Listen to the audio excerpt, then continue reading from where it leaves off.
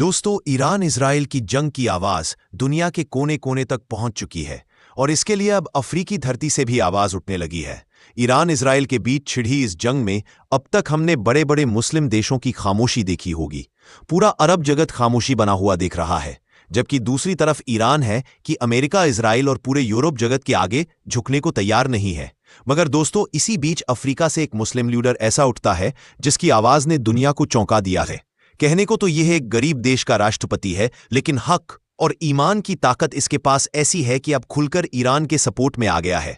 वैसे तो कई अफ्रीकी मुल्क हैं, लेकिन मैं बात कर रहा हूं इब्राहिम तरोरे की, बुर्किना फासो के राष्ट्रपति की, जिसने 16 सालों तक बुर्किना फासो जैसे देश की आर्मी जनरल के पद पर रहकर सेवा की। इसी शख्स ने अब इजराइल को खुलेआम ललकारा है। खबर ऐसी है कि बुर्किना फासो के राष्ट्रपति ने खुलेआम इजराइल के हमले को गलत बताया है। उन्होंने कहा है कि जिस तरह की कार्रवाई इजराइल और अमेरिका मिडिल ईस्ट में कर रहे हैं, ये पूरी दुनिया को जंग में धकेल देगी। हम इस तरीके से इजराइल के हमलों को बर्दाश्त नहीं कर सकते। अब जरा सोचिए, एक तरफ पूरा अरब जगत खामोश है, लेकिन एक छोटा सा अफ्रीकी मुल्क इसका हौसला ऐसा है कि इजराइल जैसी ताकत को चुनौती दे रहा है। इब्राहिम तरोरे के बारे में जिन लोगों को नहीं पता है, तो मैं आपको बता दूं, अफ्रीकी कॉन्टिनेंट में बुर्किना फासो नाम का एक छोटा सा देश है। यह कई सालों तक फ्रांस का गुलाम रहा। इस देश के एक आर्मी जनरल थे इब्राहिम तरोरे। उन्होंने वहां की सरकार का तख्ता पलटकर वहां की सत्ता हासिल की। इंसाफ पसंद इस्लामी शासक वेस्टर्न जगत और यूरोप के खिलाफ है। इनका कहना है कि सदियों से वेस्टर्न जगत मॉडल दुनिया के कोने कोने में लूटमार मचाता रहा है। सत्ता संभालने के बाद इन्होंने कहा कि अफ्रीका अब किसी के इशारों पर नहीं चलेगा, ना अमेरिका, ना फ्रांस, ना नेटो। यही वजह है कि उन्होंने सत्ता संभालने के बाद फ्रांस जैसे मुल्क की सेना को अपने देश से बाहर खदेड़ दिया। ऐसा नहीं है कि उनके दिल में यूरोप के लिए नफरत है, बल्कि उनका कहना है कि जो जगह है वहां पर खुश रहे। अब आपके जहन में यह सवाल आ रहा होगा, हाय, कि इब्राहिम ने अचानक ऐसा बयान क्यों दे दिया जबकि दुनिया भर के ताकतवर देश खामोश है? क्या उनको डर नहीं लगा रहा इजराइल से? दरअसल जब बीते हफ्ते इजराइल ने ईरान पर ताबड़तोड़ हमले किए, तो उसमें ईरान के टॉप कमांडर, लीडर और साइंटिस्ट मारे गए और इसके बाद इजराइल ने खुली धमकी दे दी कि हम ईरान में घुसकर ईरान के सुप्रीम लीडर को जब तक खत्म नहीं कर देते, ये जंग नहीं रुकेगी। बस यही से इब्राहिम तरोरे का खून खौल उठता है और उन्होंने ऐलान कर दिया कि कोई अगर ईरान के साथ ऐसा करने की सोचेगा तो हम अफ्रीकी चुप नहीं बैठेंगे। जरूरत पड़ी, ईरान ने हमको बुलाया तो हमसे जो होगा ईरान की हिमायत में वह हम सब करेंगे। कहने को तो दोस्तों, इब्राहिम एक गरीब मुल्क के राष्ट्रपति है, लेकिन उसका जज्बा और इरादे ऐसे हैं जो दुनिया को हैरान कर देते हैं। अगरचे बुर्किना फासो की फौज इतनी बड़ी नहीं है कि वह इजराइल का सामना कर सके, लेकिन किसी ने तो हिम्मत की बोलने की बात यहां संख्या, तादाद या ताकत की नहीं है। बात यहां सिर्फ नियत और इरादे की है कि जुल्म के खिलाफ सर नहीं झुकाना है। इस्लाम के शुरुआती दौर में यही तालीम मुसलमानों को दी गई। इसका बड़ा एग्जाम्पल करबला की जंग है, जहां लाखों की फौज के दरमियान 62 शोहदा ने अपना सर हंसते हंसते तो दे दिया, लेकिन यजीद नाम के क्रूर शासक की बैत नहीं की, यानी उसके सामने सर नहीं झुकाया, सरेंडर नहीं किया। और ईरान के सुप्रीम लीडर आया कामनाई। इसी रास्ते पर चलने वाले लीडर है। आज दुनिया देखकर हैरान है। ईरान की मिसाइल पावर को ऐसी ऐसी मिसाइल ईरान ने लॉन्च कर दी है कि जो अब तक दुनिया ने देखी नहीं थी।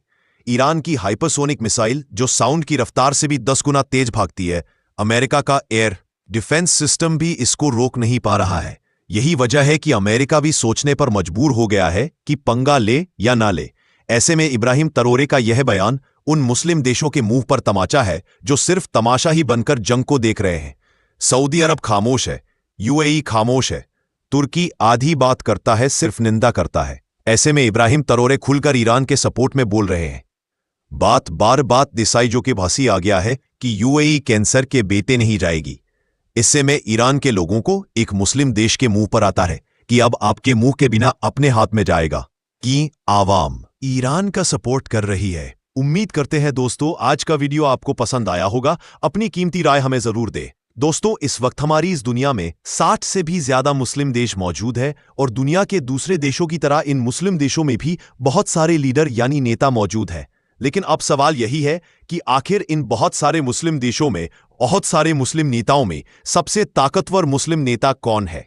इसी सवाल का ही जवाब देने के लिए आज की इस वीडियो में हम आप लोगों को दुनिया के 5 सबसे ताकतवर मुस्लिम नेताओं के बारे में ही बताने वाले हैं। आज की इस वीडियो में हम ये जान सकेंगे कि इस वक्त हमारी इस दुनिया में जितने भी मुस्लिम लीडर मौजूद हैं, आखिर उनमें से 5 सबसे ताकतवर मुस्लिम नेता कौन है। सबसे पहले तो मैं आप लोगों को ये बात बताता चलूं कि आज की इस वीडियो को हम लोगों ने बहुत सारी रिपोर्ट की मदद से तैयार किया है।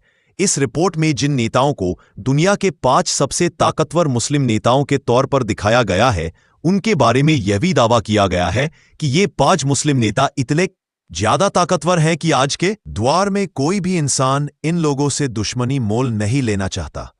तो चलिए बिना किसी देरी के इस लिस्ट को शुरू करते हैं। इस रिपोर्ट के मुताबिक दुनिया के 5वें सबसे ताकतवर मुस्लिम नेताओं की इस लिस्ट में 5वें नंबर पर नाम आता है मोहम्मद बिन हसन अल अलवी का। दोस्तों, मोहम्मद हसन उसी मोरक्को देश के बादशाह है जिसे किसी दौर में मराकिश के नाम से भी जाना जाता था।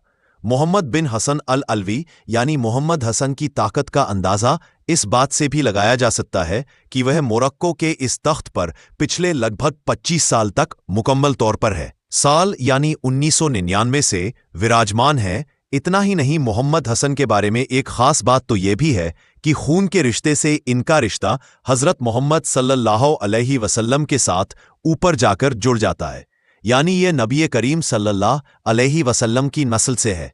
आपको ये बात भी बताते चलें कि ये जिस खानदान से है, मोहम्मद हसन यानी हसन का ताल्लुक ऐसे खानदान से है जो लगभग 400 सालों से मोरक्को पर हुकूमत कर रहा है। इस खानदान की सल्तनत की बुनियाद 1621 में रखी गई थी, बात कर ली जाए। अब अगर मोहम्मद हसन के बारे में, तो इनकी उम्र इस वक्त 61 साल की हो चुकी है। दोस्तों, अब बात करते हैं हमारी दुनिया के चौथे सबसे ताकतवर मुस्लिम नेता के बारे में, और वो है king of Jordan Abdullah second. वहीं अब्दुल्ला सेकंड जो पिछले लगभग 26 साल से यानी 1999 से लगातार जॉर्डन के इलाके पर राज कर रहे हैं। आप में से जो लोग भी नहीं जानते हैं, मैं उनको बताता चलूं कि ये वही जॉर्डन है जिसे किसी दौर में ऑर्डन के नाम से भी जाना जाता था। अब्दुल्ला सेकंड की गिनती भी इस वक्त दुनिया के सबसे ताकतवर मुस्लिम लीडर्स में की जाती है। किंग अब्दुल्ला ने वैसे तो जॉर्डन को बहुत सारे इलाकों में कामयाब करने की अहम किरदार अदा किया था, साथ ही साथ अक्सर उन लोगों को फिलिस्तीनी लोगों की मदद के लिए आगे आते हुए भी देखा जाता है। साथ ही साथ आप लोगों को यह बात भी बताता चलूं कि साल 2004 से लगातार अब्दुल्ला सेकंड अमन मैसेज नाम की एक तहरीक भी चला रहे हैं, जिसके जरिए से अब्दुल्ला सेकंड का मकसद ये है कि इस्लाम की जो नेगेटिव और झूठी छवि पूरी दुनिया में और खास तौर से यूरोपियन कंट्रीज में फैलाई गई है, उसको एक बार फिर से सही किया जा सके, यानी लोगों को इस तहरीक के जरिए से यह बताया जा सके कि आखिर इस्लाम की असली तस्वीर क्या है। दोस्तों, अब बात करते हैं हमारी दुनिया के तीसरे सबसे ताकतवर मुस्लिम नेता के बारे में, और वह है सऊदी अरब के किंग मोहम्मद बिन सलमान बिन अब्दुल अजीज।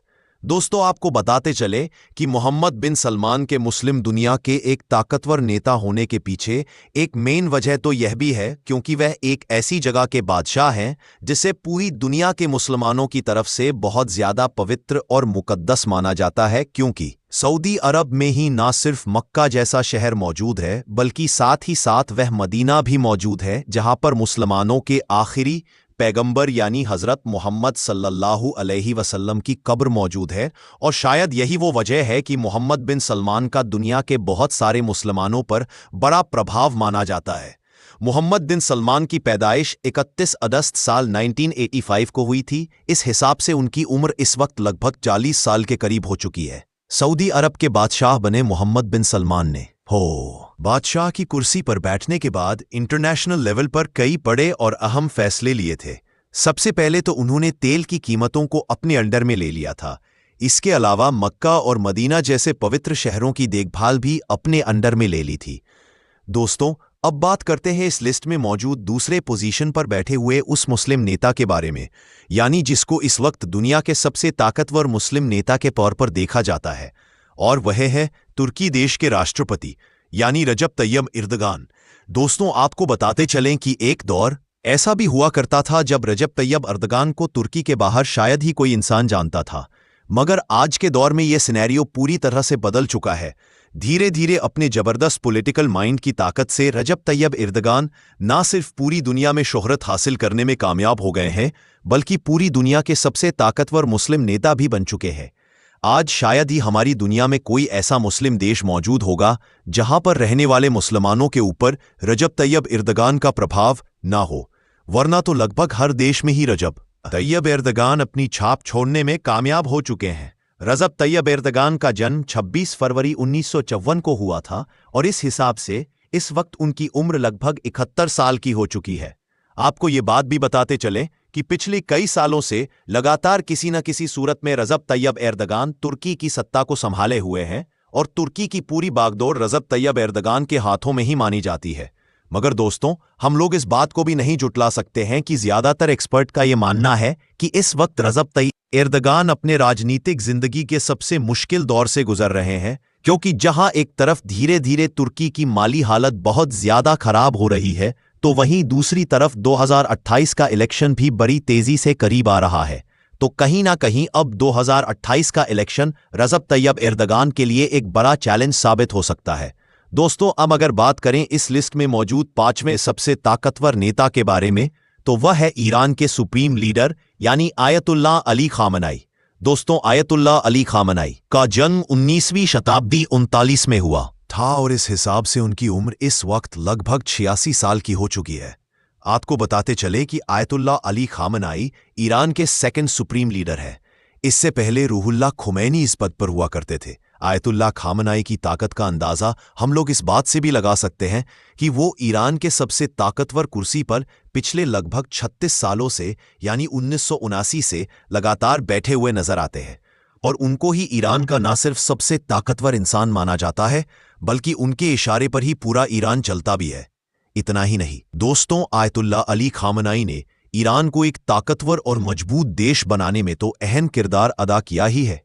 साथ ही साथ इस बात में भी कोई दो राय नहीं है कि आयतुल्लाह अली खामनाई ही इस वक्त इजराइल के सबसे बड़े दुश्मन के तौर पर भी देखा जाता है, क्योंकि आयतुल्लाह अली खामनाई के अलावा हमारी इस दुनिया में शायद ही कोई ऐसा नेता मौजूद होगा जिस पर इजराइल इतना ज्यादा फोकस करता होगा जितना आयतुल्लाह अली खामनाई पर करता रहता है। यही वह वजह है कि आज भी वक्तव्य पर इजराइल और ईरान ओने के बीच झड़पें भी होती रहती हैं। इसके अलावा वेस्टर्न वर्ल्ड का ये भी मानना है कि ईरान अपनी असली ताकत दुनिया से छिपाता है। अगर ये अपना असली ताकत दिखा दे तो दुनिया मानने लगेंगे कि दुनिया में सबसे ताकतवर मुस्लिम लीडर आयतुल्लाह अली खामनाई ही है। बाकी दोस्तों, आपको क्या लगता है इन 5 मुस्लिम लीडरों में सबसे ज्यादा ताकतवर कौन सा लीडर है?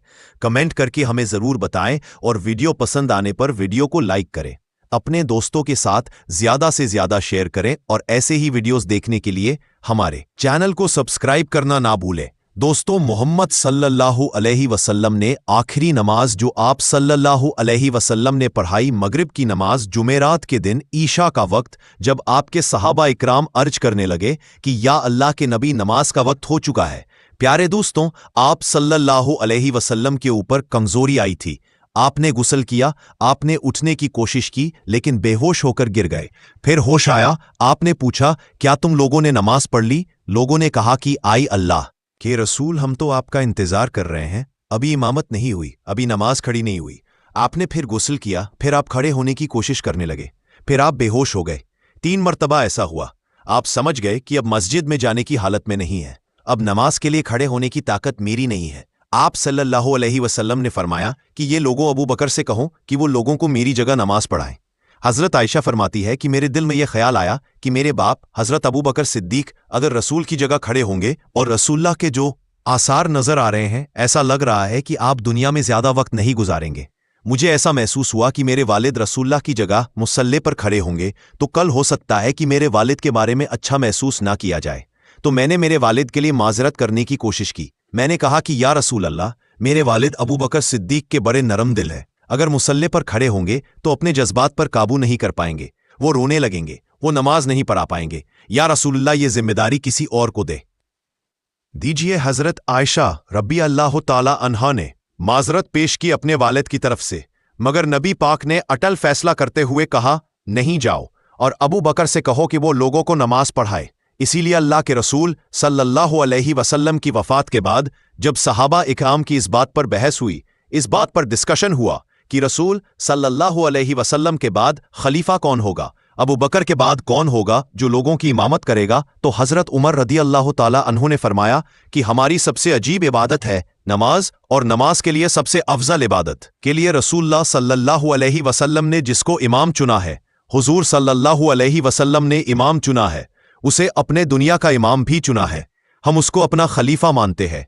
प्यारे दोस्तों, आज हमारे कुछ भाई ये नारा लगाते हैं कि अल्लाह के रसूल से के बाद खलीफा हजरत अली है। बेशक अली का मकाम अपनी जगह पर है, अली का मर्तबा अपनी जगह है, मगर रसूल करीम के खलीफा हजरत अबू बकर सिद्दीक का, और ये रसूल ने क्लियर तो नहीं कहा मगर सिंपल हिंट दे दी, मगर इशारे दे दिया कि अगर मेरे बाद कोई खलीफा होगा तो हजरत अबू बकर सिद्दीक है। प्यारे दोस्तों, एक औरत अल्लाह के रसूल सल्लल्लाहु अलैहि वसल्लम के पास आती है, विरासत का मसला पूछती है। नबी करीम सल्लल्लाहु अलैहि वसल्लम उसको मसले का हल बताते हैं। उसके बाद अल्लाह के रसूल सल्लल्लाहु अलैहि वसल्लम उस औरत से कहते हैं कि ये खातून, आइंदा कभी तुम यहां पर आओ और अगर मुझसे मुलाकात ना हो, मेरा इंतकाल हो जाए, मैं दुनिया से चला जाऊं, तो फिर तुम अबू बकर सिद्दीक के पास जाना, तो उससे अपना मसला पूछना, उनके सामने अपना मसला रखना। नबी करीम ने इशारा दे दिया कि मेरे बाद मुसलमानों के लायक अगर कोई है तो अबू बकर सिद्दीक है। के बाद जुमेरात को इशा की नमाज हजरत अबू बकर सिद्दीक ने पढ़ाई, और उसके बाद अल्लाह के रसूल की जिंदगी में 17 वक्त की नमाज हजरत अबू बकर सिद्दीक ने पढ़ाई। इतवार का दिन आया, वफात के एक दिन पहले अल्लाह के रसूल ने अपने गुलामों को आज़ाद किया।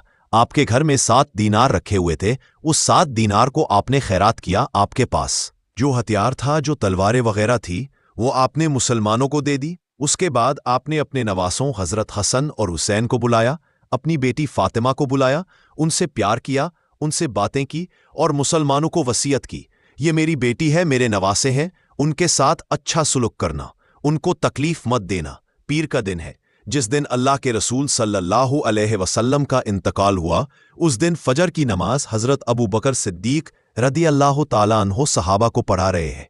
बुखारी के अल्फाज हैं, हजरत अनस इब्ने मालिक कहते हैं कि अल्लाह के नबी ने पीर के दिन फजर की नमाज हो रही थी, अबू बकर लोगों को नमाज पढ़ा रहे थे। अल्लाह के रसूल को थोड़ा आराम महसूस हुआ, आप अपने हुजरे के दरवाजे पर आए, आपने पर्दा हटाया, आपने देखा कि अबू बकर लोगों को नमाज पढ़ा रहे हैं, मेरे सहाबा नमाज पढ़ रहे हैं। नबी करीम सल्लल्लाहु अलैहि वसल्लम के चेहरे पर मुस्कुराहट फैल गई।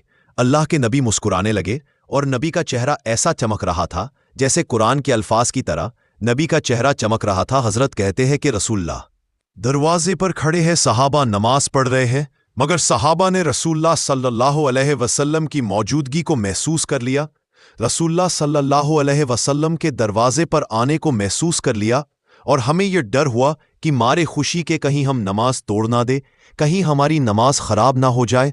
और जैसे ही हजरत अबू बकर सिद्दीक को यह महसूस हुआ कि अल्लाह के रसूल दरवाजे पर आ रहे हैं, हजरत अबू बकर सिद्दीक फौरन समझ गए और पीछे हटने लगे। अल्लाह के रसूल हाथ से इशारा किया, नमाज को तुम जारी रखो, तुम पीछे मत हटो। हजरत सिद्दीक ने नमाज पढ़ाई और अल्लाह के रसूल ने पर्दा गिरा दिया और वापस अंदर चले गए। हजरत कहते हैं कि यह आखिरी नजर थी जो हमने अल्लाह के रसूल को देखा था। अल्लाह के रसूल का वह आखिरी दीदार था। पीर के दिन चाश्त का वक्त था। अल्लाह के रसूल सल्लल्लाहु अलैहि वसल्लम की तबीयत और ज्यादा खराब हो रही थी और ज्यादा बीमारी और कमजोरी बढ़ रही है। आप सल्लल्लाहु अलैहि वसल्लम हजरत आयशा रबी अल्लाह ताला अन्हा की गोद में सर रखकर लेटे हुए थे। इतने में हजरत अब्दुल रहमान इब्ने अबू बकर आते हैं, वह मिसवाक कर रहे थे। अल्लाह के रसूल ने मिसवाक करते हुए देखा, आपको इतनी कमजोरी थी, बोल नहीं पा रहे थे। आपने इशारा किया हजरत आयशा को, तो हजरत आयशा समझ गई कि अल्लाह के रसूल मिसवाक करना चाहते हैं। हजरत आयशा फरमाती हैं कि मैंने अब्दुल रहमान से मिसवाक ली, जो मिसवाक बहुत ज्यादा सख्त थी। मैंने अपने दांतों से मिसवाक को नरम किया और अल्लाह के रसूल सल्लल्लाहु अलैहि वसल्लम ने उस मिसवाक को लेकर मिसवाक किया। हजरत आयशा फरमाती है कि इतना अच्छा किया जैसे आप सेहतमंद रहते हुए करते थे, उतनी ही बेहतरीन तरीके से आप किया। हजरत आयशा अपनी फजीलत बयान करते हुए यह कहती है कि अल्लाह के रसूल का इंतकाल पीर के दिन हुआ और मेरी बारी वाले दिन हुआ जिस दिन मेरी बारी थी। अल्लाह के रसूल हफ्ते में पीर के दिन मेरे घर में आते थे। रसूलुल्लाह का जब इंतकाल हुआ वह पीर का दिन था, और जब रसूलुल्लाह का इंतकाल हुआ तो रसूलुल्लाह का सर मेरे पेट और हलक के बीच में था। रसूल करीम मेरे गोद में मेरे सीने पर सर रखकर लेटे हुए थे। आखिरी वक्त में मैंने मिसवाक को अपने दांतों से नरम किया था, उसमें मेरा लवाब और रसूलुल्लाह सल्लल्लाहु अलैहि वसल्लम का लवाब मिल गया था। ये अल्लाह के रसूल और हज़रत आयशा की मोहब्बत थी।